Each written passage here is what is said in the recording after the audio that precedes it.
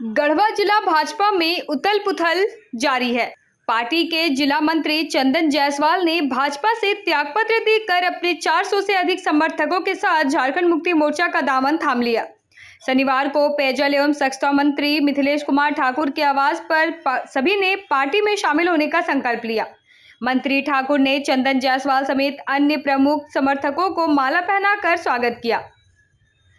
इस अवसर पर मंत्री ठाकुर ने कहा कि लोकतंत्र में जनता और कार्यकर्ता ही सर्वोपरि है। उन्होंने भाजपा के नेताओं पर तीखे शब्दों पे आरोप लगाते हुए कहा कि जनता को जाति और धर्म के नाम पर बांटकर उनका वोट लेना लोकतंत्र का अपमान है।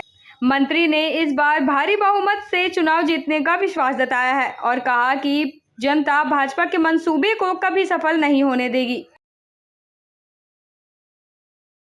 भाजपा के नेता भी कोई भी जो चाहे कोई कार्यकर्ता हो कोई नेता हो, उनकी सोच व्यक्तिगत नहीं होती। उनकी सोच होती है कि जो राजनीतिक दलों का जो नीति सिद्धांत होना चाहिए उस पर काम हो, कार्यकर्ता से लेकर पदाधिकारियों का सम्मान है। और यहाँ एक तरह से कहे कि अब भारतीय जनता पार्टी में अब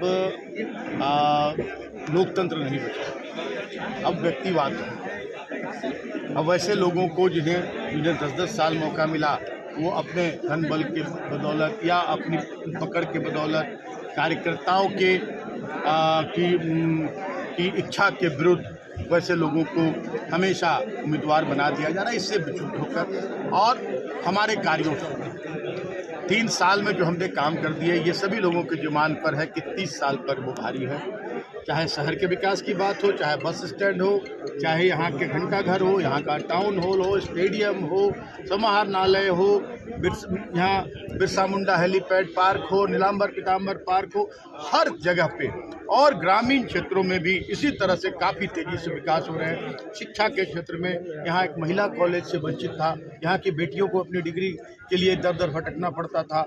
यहाँ भी महिला कॉलेज बनाना, मेराल में 36 करोड़ का डिग्री कॉलेज बनाना, रंका में 25 करोड़ का डिग्री कॉलेज बनाना, अल्पसंख्यकों के लिए आवासीय विद्यालय बनाना, पिछड़ों के लिए आवासीय विद्यालय सोहबरिया में हमने बनाने का काम किया, रमकंडा में ITI बनाने का काम किया, अभी चिनिया में बहुत ही विशाल, बहुत ही सभी सुविधाओं से CHC, रंका में CHC। तो ये सड़क चाहिए, बिजली चाहिए, पानी चाहिए, स्वास्थ्य सुविधाएं चाहिए, सिंचाई की सुविधा चाहिए। अभी 15 करोड़ 100 करोड़ की लागत से पूरी तरह से राज्य सरकार की योजना सोन कन्हर परियोजना, जिससे वो अभी बहुत जल्द 3-4 महीनों में लागू हो जाएगा। बाईपास, अभी शंखा खजुरी रोड जो शहर के बीचों बीच से होकर गुजरता है, वो रोड 200 करोड़ का हमने पास करवाने का काम किया। बाईपास बनाने का पूरा श्रेय अगर जाता है 100%, मैं गडकरी जी को बहुत बहुत साधुवाद देना चाहूँगा, लेकिन एक जनप्रतिनिधि के रूप में अगर 100% क्रेडिट जाता है तो मिथिलेश ठाकुर को जाता है कि मैं विधायक बनने के बाद इस पर लगकर मैंने यहाँ बाईपास की सौगात देने का काम किया। तो योजना और पर्यटन के क्षेत्र में हमने बहुत सारे काम किए।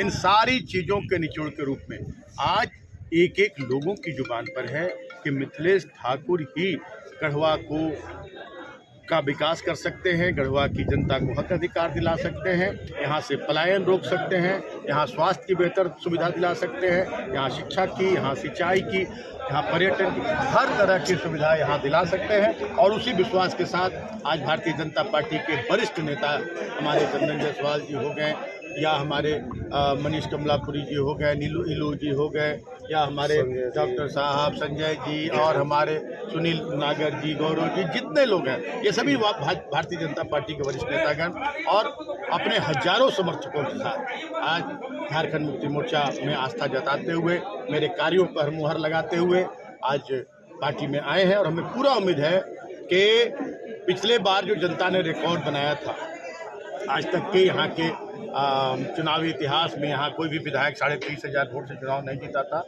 और वो रिकॉर्ड मेरे नाम है। यहाँ की जनता को उसका पूरा श्रेय जाता है।